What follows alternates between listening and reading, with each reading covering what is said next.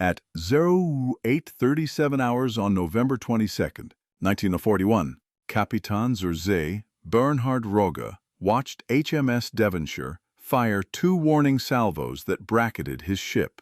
The British cruiser lay at 17,500 meters range. Atlantis's main guns could reach 15,000 meters maximum.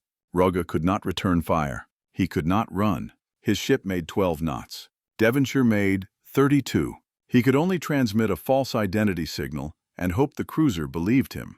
His ship was disguised as the Dutch merchantman Polyphemus. The disguise had worked for 622 days. It had fooled 22 Allied ships that were now at the bottom of the ocean. It would not fool Devonshire. The cruiser had a copy of Life magazine from June 23, 1941, containing photographs that showed exactly what Atlantis looked like beneath her disguises. At 09:34 hours, Devonshire confirmed the identity signal was false. At 09:35 hours, she opened fire with 8-inch guns. The 4th salvo hit. Atlantis was finished. The story begins in December 1939, when the Kriegsmarine commissioned the cargo ship Goldenfels as Schiff 16, the 16th auxiliary cruiser in the German Naval Registry. The name Atlantis would not be officially used until after the war, but the crew adopted it during operations. Goldenfels had been built in 1937 by Bremer Vulcan in Bremen. She was 7,862 gross registered tons. Length overall was 155 meters. Beam was 18.7 meters. Draft was 8.7 meters. Her Mannesmann diesel engine produced 7,600 horsepower. Maximum speed was 17 knots. Range was over 60,000 nautical miles. She had been designed for long-range cargo service between Germany and Asia. These specifications made her ideal for conversion to a raider. The conversion took place at Kiel in late 1939. Workers installed 6 5.9-inch guns salvaged from First World War-era cruisers. The guns were mounted in concealed positions behind collapsible panels that resembled cargo holds. 4 torpedo tubes were installed below the waterline. 92 naval mines were loaded in racks that could deploy them through rails leading to the stern. 2 Heinkel He-114 seaplanes were carried initially, later replaced by an Arado R-196. The seaplane could be launched by catapult and recovered by crane. The crew numbered 347 officers and men. This was significantly larger than a typical merchant crew but necessary for a warship. The gun crews alone required 120 men. Damage control teams, engineering, navigation, communications, and medical personnel made up the remainder. The large crew created space problems. Bunks were installed wherever they would fit. Privacy did not exist. The ship was crowded under normal conditions and would become severely overcrowded when prisoners were taken aboard. Kapitan Rogge assumed command on December 15, 1939. He was 40 years old. He had joined the Imperial German Navy in 1915 and served throughout the First World War. Between the wars, he commanded training ships and cruised extensively in foreign waters. He spoke English fluently. He understood international maritime law. He believed commerce raiding could be conducted according to rules that minimized casualties while achieving strategic objectives. This philosophy would guide his operations. The mission was simple: operate in distant waters beyond the range of German surface forces. Attack Allied merchant shipping. Avoid combat with warships. Remain at sea as long as fuel and supplies lasted. Return to Germany or reach a neutral port when operations were no longer feasible. Success would be measured in tonnage sunk and time spent at large. Atlantis would need to sink approximately 1 ship per month to justify her operating costs. She would need to remain undetected for at least 6 months to achieve strategic value. Rogge trained his crew through February 1940. The training emphasized disguise procedures. The ship could transform her appearance in hours using materials stored on board. Canvas panels concealed guns. False structures erected on deck changed her silhouette. Paint changed her color scheme. Flags changed her apparent nationality. The crew practiced these transformations until they could complete them in under 6 hours. The faster they could change identity, the less likely they would be recognized by ships that had seen them previously. On March 31, 1940, Atlantis departed Kiel disguised as the Norwegian freighter Knut Nelson. The breakout route led through the Kaiser Wilhelm Canal to the North Sea, then north past Norway and through the Denmark Strait between Iceland and Greenland. Weather was critical. Fog would conceal the ship from British patrols. Clear weather would expose her to aircraft and surface vessels. Rogge waited for acceptable conditions and proceeded on March 31st through the canal. By April 3rd, Atlantis had reached the Denmark Strait. She was now disguised as the Soviet Auxiliary Krim, flying Soviet colors and displaying Cyrillic markings. The Soviet Union was neutral. Soviet ships traveled freely through waters controlled by Britain or Germany. The disguise would work only if British patrols did not inspect closely. None did. By April 7th, Atlantis had cleared the strait and entered the Atlantic. She turned south toward the equator. The first transformation occurred on April 24th. Atlantis became the Japanese merchantman Kasi Maru. The crew erected a false funnel painted with the markings of Kokusai Line. Japanese characters copied from magazines were painted on the hull. A rising sun emblem appeared on canvas panels covering the guns. The transformation took 4 hours. When completed, Atlantis resembled a typical pre-war Japanese cargo vessel. She maintained this identity for 2 weeks while crossing the equator and entering the South Atlantic. On May 3, 1940, Atlantis encountered her first target. The British freighter scientist appeared at dawn, traveling from India to Britain with a cargo of ore and jute. Rogge approached, displaying signal flags ordering scientists to stop and not to use her radio. Scientists attempted to transmit a distress signal. Atlantis opened fire. The second salvo struck the radio room. The third salvo hit the engine room. Scientists stopped and began sinking. Her crew abandoned ship. Atlantis launched boats and rescued all 39 survivors. The freighter sank at 09:45 hours. Tonnage was 6,199. The rescue established a pattern. Rogge followed maritime law requiring that survivors be saved unless doing so endangered his ship. Prisoners were treated according to Geneva Convention requirements. They were housed in holds converted to dormitories. They received adequate food and medical care. They were allowed on deck for exercise. Rogge believed that humane treatment reduced the likelihood of resistance and improved morale among his own crew. The policy worked. Throughout Atlantis's cruise, no serious incidents occurred between prisoners and guards. But prisoners created problems. Each additional ship captured meant more men requiring space, food, and supervision. By June 1940, Atlantis held over 100 prisoners. Space was critical. Rogge needed to transfer prisoners to Germany or neutral ports. The first opportunity came in June, when Atlantis captured the Norwegian motor ship Tirana. The ship was suitable for use as a prize. A German crew took control and sailed her to occupied France with prisoners aboard.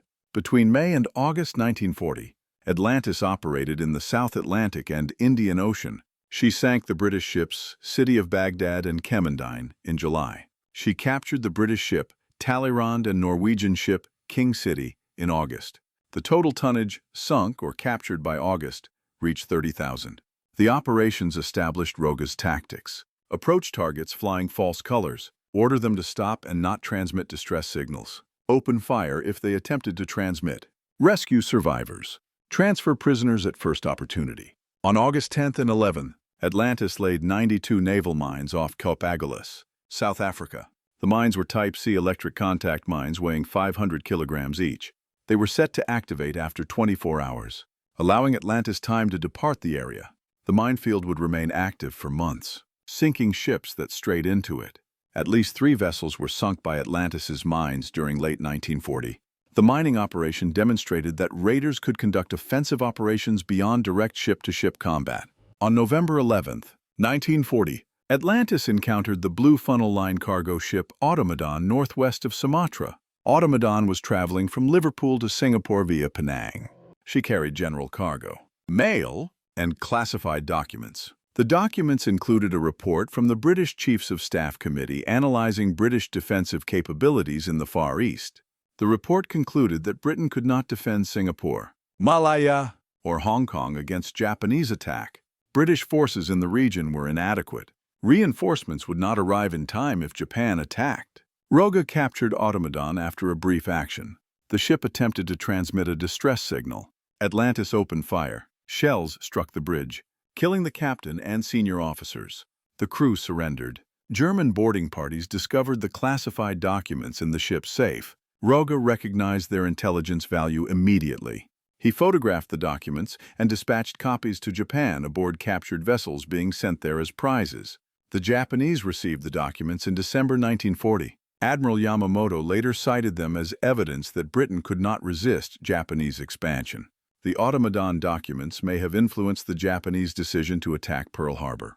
From December 1940 to January 1941, Atlantis conducted maintenance at Kerguelen Islands in the Antarctic. The remote archipelago offered sheltered bays where the ship could anchor safely.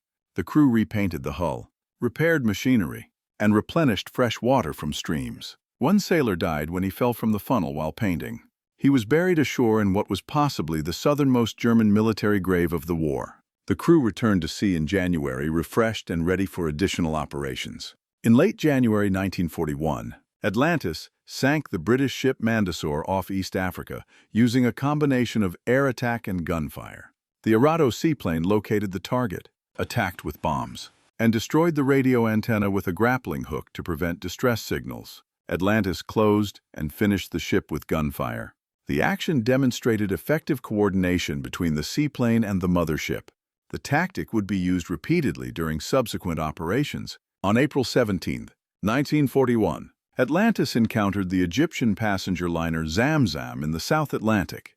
The ship was traveling from New York to Alexandria carrying passengers including American missionaries, ambulance drivers, journalists, and a Life magazine photographer named David Sherman. Rogge believed Zamzam was a British troop transport or Q ship, a disguised armed merchantman. He opened fire at 8,400 meters. The second salvo destroyed the radio room. Zamzam stopped and signaled surrender. The action created problems. Zamzam carried over 340 passengers and crew. Most were civilians, some were Americans. The United States was neutral. Sinking a ship carrying American civilians would create diplomatic complications for Germany. Rogge decided to transfer the passengers to a German supply ship for transport to occupied France. The wounded would be treated aboard Atlantis. The operation took several days. During the transfer, Sherman photographed Atlantis. The Germans confiscated most of his film, but he concealed 4 rolls in his personal belongings. When the passengers reached France and were released, Sherman smuggled the film to New York. Life magazine published the photographs on June 23, 1941. In an article describing the Zamzam incident, the photographs showed Atlantis in her Tamisis disguise.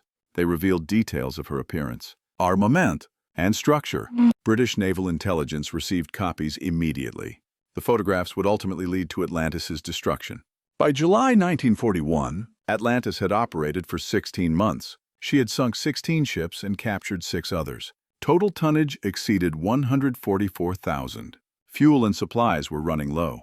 Rogge intended to return to Germany via the South Atlantic and North Atlantic. The route would be dangerous because British forces controlled the North Atlantic approaches. But the alternative was remaining in distant waters where resupply was becoming impossible. Before attempting the voyage home, Atlantis needed to refuel. She rendezvoused with German supply ships on multiple occasions during August and September. These operations were coordinated by radio from Germany. The signals were encrypted using Enigma machines. German naval commanders believed the Enigma system was unbreakable. They transmitted detailed instructions including exact coordinates and times for rendezvous. British code breakers at Bletchley Park were reading the messages. On October 18, 1941, the Kriegsmarine ordered Atlantis to rendezvous with U-boat U-68 south of St. Helena Island and refuel her. After completing that task, Atlantis would rendezvous with U-126 north of Ascension Island for additional refueling. The orders included precise coordinates and dates. British code breakers decrypted the messages within hours and forwarded them to the Admiralty. The Admiralty dispatched HMS Devonshire to the rendezvous area. Atlantis met U-68 on November 13 without incident. The refueling was completed and the submarines departed. On November 22, Atlantis rendezvoused with U-126. The submarine surfaced at dawn and began taking on fuel and supplies. The operation required both vessels to remain stationary on the surface for several hours. Atlantis would normally have launched her seaplane for reconnaissance during such operations. The seaplane was non-operational. Rogge proceeded without aerial cover. At 7:10 hours, Devonshire's Walrus seaplane spotted an unidentified merchant ship. The cruiser altered course to investigate. By 7:50 hours, Devonshire had the vessel in sight. The ship matched the description and photographs from Life magazine. She appeared to be the raider Atlantis disguised as the Dutch ship Polyphemus. The The cruiser signaled the merchantman to stop and identify herself. No response was received. At 08:37 hours, Devonshire fired 2 warning salvos. Atlantis transmitted a radar report using Polyphemus's call sign. The transmission was designed to confuse British forces and suggest that Polyphemus was under attack. Devonshire requested confirmation from the senior officer South Atlantic that Polyphemus was in the area. The reply came at 9:34 hours. Polyphemus was not in the area. The transmission was false. The ship was the raider. At 09:35 hours, Devonshire opened fire at 17,500 meters. The range was beyond Atlantis's gun capability. Rogge could not return fire effectively. He ordered smoke and turned southeast, attempting to escape. The cruiser fired 30 salvos in 10 minutes. The 4th salvo hit. Shells struck the forward hold, starting fires. Additional salvos hit the machinery spaces and after sections. By 09:45 hours, Atlantis was burning and losing way. U-126 had submerged when Devonshire appeared. The submarine's captain, Kapitänleutnant Ernst Bauer, was still aboard Atlantis when the attack began. He would have to remain there. The submarine could not surface while a British cruiser was present. Bauer accepted that he would become a prisoner or would die with Atlantis. At 09:58 hours, the forward magazine exploded. Rogge gave the order to abandon ship. The crew went over the side into boats and rafts. 7 men were killed by shell fire. 2 more died of wounds after abandoning ship. At 10:16 hours, Rogge ordered Atlantis scuttled. Explosive charges detonated, and the ship sank in position 4 degrees 20 minutes south, 18 degrees 42 minutes west. She had operated for 622 days, traveled over 161,000 kilometers, and sunk or captured 22 ships, totaling 144,384 tons. No other German commerce raider in either World War remained at large longer. Devonshire did not stop to rescue survivors. The presence of U-126 made rescue operations too dangerous.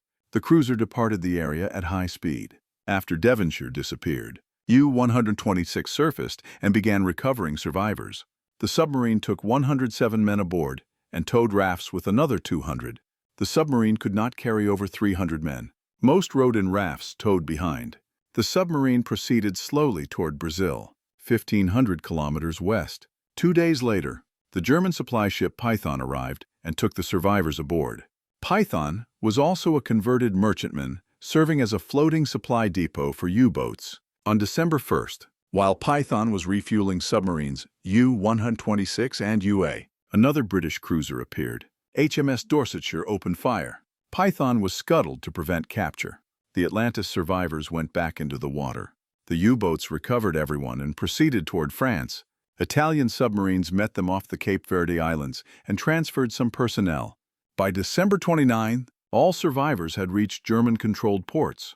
The voyage home had taken over 5 weeks. Rogge returned to Germany as a celebrated commander. He received the Knight's Cross with oak leaves, one of Germany's highest military decorations. He was promoted and given command of a cruiser. After the war, he was rehabilitated into the West German Navy and eventually retired as a vice admiral. He maintained throughout his life that commerce raiding could be conducted according to civilized standards. His treatment of prisoners supported this claim. Multiple Allied officers who had been captured by Atlantis testified after the war that Rogge treated them correctly, according to international law.